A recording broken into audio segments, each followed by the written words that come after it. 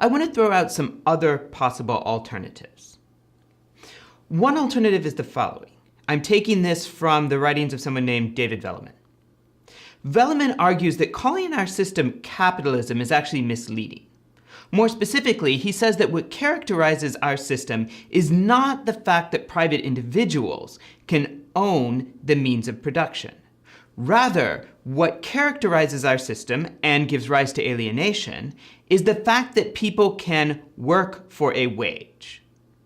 Now, what's going on here? Well, here's his example. He said, suppose that you could own a factory, but you could not pay people a wage to work in the factory. Well, for the most part, you can't operate the factory yourself. The same thing with the mines, large farms, etc. At least until automation gets to a certain point, that's not possible. So, what alternative would a person have if no one was allowed to work for a wage or pay a wage? Basically, what we'd have to do is form worker cooperatives. And then people who owned the means of production could rent basically the tools, the facilities, the land, etc., to a workers' cooperative. Now, why would this change the system?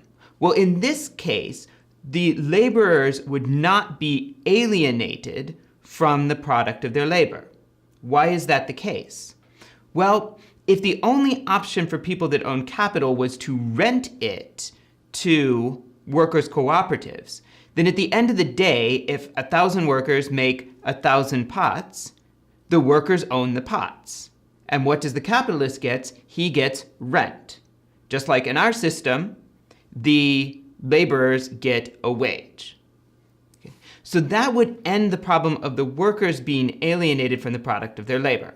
Of course, you might say that the owners of capital are also alienated, but there's a couple things we could say there. Okay. First, if you've got enough money, if you've got capital, you're already in a decent position.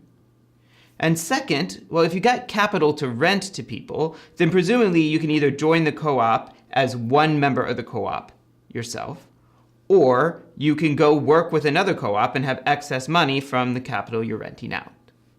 So Velleman has suggested that. I would also point out that there have been small-scale experiments in either socialism or just cooperatives. Here's the examples I'm thinking of. A kibbutz in Israel is a community that aims to be relatively economically self-sufficient and has a lot of sharing of property, work, etc. Another example is what's been going on in recent years in Argentina. Basically, there was an Argentinian economic crisis, and in many cases, the owners of the factories, farms, hospitals, all kinds of other institutions, owed a tremendous amount to their employees, right? And some people would add, and owed the public a tremendous amount in subsidy, for the subsidies they'd gotten.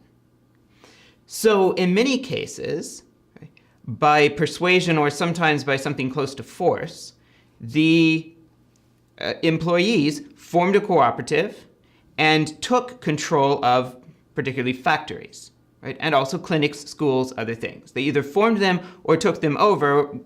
Now, when I say by force, I mean sometimes they would simply occupy it and pressure the government to make the owners sell it to them. Okay? Of course, in certain cases, sell it to them minus their back wages.